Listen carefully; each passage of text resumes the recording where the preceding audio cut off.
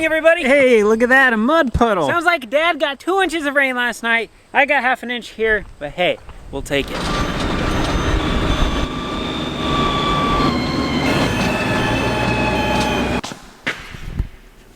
Shake hands yet? What are you doing here?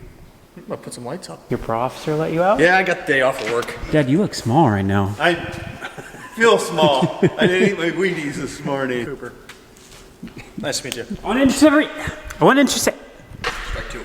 Yeah, try. I got one Peanut more. butter stuck in the Yeah. I want to introduce everybody to Derek and Drew. They're with Northwest Lighting Systems. They're going to be hitting us up with some lights today. By the way, it is Derek's 44th birthday today. Yep, getting old. What I'm thinking of, all the comments, people saying, Danny Cornstar, you're going out there in the dark at night, can't see, and I have ran into things walking to the house. After today, that's not going to happen anymore. We're gonna make this thing light up. We're gonna put one on your shop today and then on the pole, and when the bin setup gets done, we're gonna light that baby up like a football field. We're putting one on the main pole too? I don't know, Colt thought it was a good idea. I'm okay with it. Just in case. It'd look nice if we could get it right before the peak there, right in the middle. Yeah. We got that rib of that steel there, and I don't want to bend that. Dad, why'd you put the rib right there? I was just wanting to see if they're up to challenges. Is that door big enough for you? Oh, I guess it is. So we're going to be taking this light here. This thing is stinking huge. We're going to be mounting it up right over the big door. And Drew's over there looking at the pole. We're going to mount another one too. What do you think of that? Looks good to me. I come from a side I can see. That'll light up down your fuel barrels here and out that way. And I like it. Be careful, we're only 3 feet off the ground right now. Look at concentration. I just don't want to go shooting through and cut that ground wire. Oh, you're good.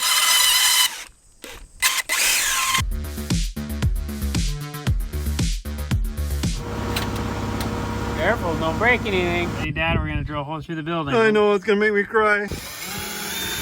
Oh, look at that. So they said that light up there would be enough for this entire area. So naturally, we had to stick a second one up here on the light pole, so we're going double trouble here, baby. Where's that one going? I was gonna go on top of the grain leg. This is the same thing we put on baseball fields. She's bright. Oh, look at this, everybody. Remember how you guys worry about me walking up to the house without light? Oh, we got light now. Take a look. Them things are bright. And we can see a long ways now. This is gonna be awesome. Lights on, lights off. Lights on, lights off. Yeah, I'm gonna love these lights. Absolutely love them. Good morning, everybody. Good morning. Yeah, this afternoon. Good morning, guys. Do you guys need the telehandler? I got it just down at my place. We were supposed to have a load of steel show up yesterday. So whenever that shows up, we'll need something to unload that. Hey, good morning. Is it cold in there? You need a jacket? Today they are talking heat index 105 to 115. It's supposed to get to 97 degrees, and right now it is muggy.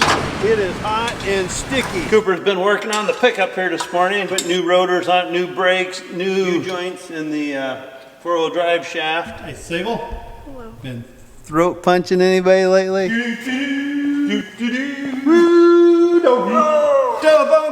Telephone call, it's Cooper. Let's try this again. I might have to give up. The phone's ringing again. Okay, never mind. Yesterday was a really bad day for me to get a lot of work done. And by bad day, I mean, got a call from Sable saying the tickler bone just went into limp mode. It was going like half a mile an hour, and all the buzzers and beepers were going nuts on it. Come to find out, we think the def sending unit is bad, so you think I'd just be able to call up the dealer that brought it out to us and say, hey, we're having a problem, can you come fix it? And they're like, oh no, that's not our issue. We don't have even any parts books or anything for that. You gotta go straight to Cummins. But I don't really know who you talk to, so all right, thanks, bye. I probably spent an hour and a half on the phone yesterday trying to figure out who in the heck I'm supposed to get a hold to get a new def sending unit for this thing. So I still haven't figured that out yet. But the good news is I was able to get a lot of computer stuff done yesterday, a lot of business stuff on here that is just not very interesting to film. So once it gets done raining here, we should be, oh there, let you guys be able to see. We should be able to go outside. And if I'm not mistaken, I believe they're delivering the corn head today. All right, let's try the old truth of, let's see if it works now. Cooper's giving the dually a good wash. Just trying to get it all clean, make sure it's ready for harvest. Oh, well, it stopped raining here. See what we got in the old rain gauge. Holy smokes. 1, 2, almost 1.3 inches with the 0.35 we got last night. Not bad, not bad. The crops decided how much they were gonna produce about 6 weeks ago, so they were already formed at that point. And from that point on, all the rains do is basically just fill the kernels that much more, denser kernel, or it keeps kernels from being aborted. Or in the case of soybeans right now, I was gonna point to a soybean field. Oh, I guess we got one over there. But essentially, the pods on the bottom start to fill first, and then they work their way to the top. So then if they run out of moisture before they hit the top ones just kind of abort themselves. So this rain is helping fill those pods all the way from the bottom to the top. I guess while we're out here, we got the bin guys up. They're putting up the overhead bin. They're gonna build it on that pad. Then we'll take the crane and we'll end up lifting it up. Oh, geez, walked through a huge puddle right there. And then we'll set it on top of those white pillars there that are over the pit. And you know, I know we got some good rain last night, but holy smokes, this thing's like 18 inches deep, and I have no idea how that wall is holding this right now. Trying to figure out my power washer. The darn thing, you're supposed to be able to let go of the trigger, and after about 30 seconds or so, the pump is supposed to quit. Right now, it's been running for 10 minutes, and still no sign of shut off. There's absolutely nothing coming out of the sprayer tip. It's kind of frustrating because I don't know what to do with it now. We've had it worked on a couple of times and it still isn't working, and I really don't want to call the repairman back down again. I get stuck with some pretty big repair bills on it, and they almost make it like I'm crazy. I don't know how to run a power washer, but it is frustrating. 12 minutes right now. There you go. I want to take a look at this telehandler, see if we can figure out what's wrong with it.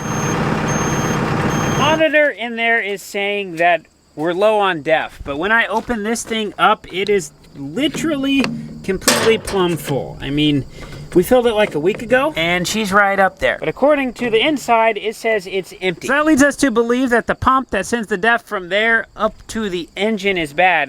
That's also known as the sending unit, and the parts guy has no idea what part that is. My last option here is I'm gonna take these 4 bolts off. We're gonna pull this cover off. Hopefully there's a number on the sending unit if it's on here, or a number on the tank, some sort of number that I can give them to maybe reference them in the right direction. Oh man, I just got a rock in my boot. Oh, that's not a rock. That is mud. All right, let's give this a shot. Oh, geez, sorry guys, just about dropped you. Ha ha ha ha! Found the serial number right on the back side of the def tank, between the frame where you can't get your head. Makes sense. I should have guessed that because the engine serial tag is on the back side of the engine right there, where you literally cannot see it. Even when you stick your phone camera down in there to try to take a picture of it. Silly engineers. Looks like Cooper brought this veneer baler home. He needs to get it cleaned up and everything, and then I think he's gonna try to sell it. Look at all that foam.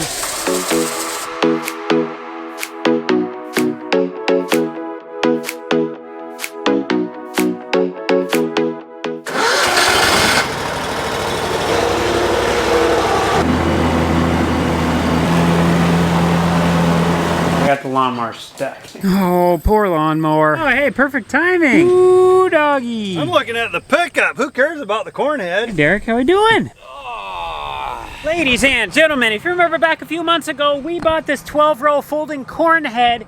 It's been sitting at the deal ever since. So Cooper's got the 9230 here. He's gonna lift it up. We're gonna get everything hooked up. We're gonna make sure everything folds, make sure everything works. And then we gotta sit and look at it for like 6 weeks until corn harvest starts. You guys are about done down there? Hey, we are done.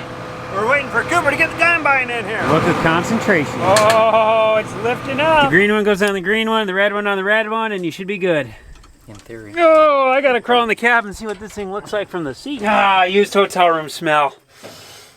If you're new to the channel, in the past we've always had an 8-row head, so a 20-foot wide head. This is a 12-row, so this is 30 feet wide, and it's folding. So those cylinders there, it pivots and it actually folds in on itself. It's not the old 2208, Dad. No, but we'll adapt. This is what we were really looking for, was a folding head, because otherwise, even with our 8-row, when we went from field to field, we'd have to take it off going down the road because it was too wide. So this being 10 feet wider was gonna be way too wide. With the folding option here, we can just fold it up and head right down the road. That's cool. That is really cool. What do you think, Coop? I'm ready to fold it up and drive down the road, but we got to do all the boring stuff, make sure it works. You guys breaking stuff already? Oh, No. we're missing. There's, see this wire right here? He runs the head site itself, so he's going to put juice to him. Okay. Then when you plug him into there, This is what tells the signal for your sensors of where the head's at and how Oh, much sure, it sure. tilts and all that stuff. So the case, they don't run a hot in the harness, but they don't have it hooked into anything here. We got all the paperwork filled out on the corn head.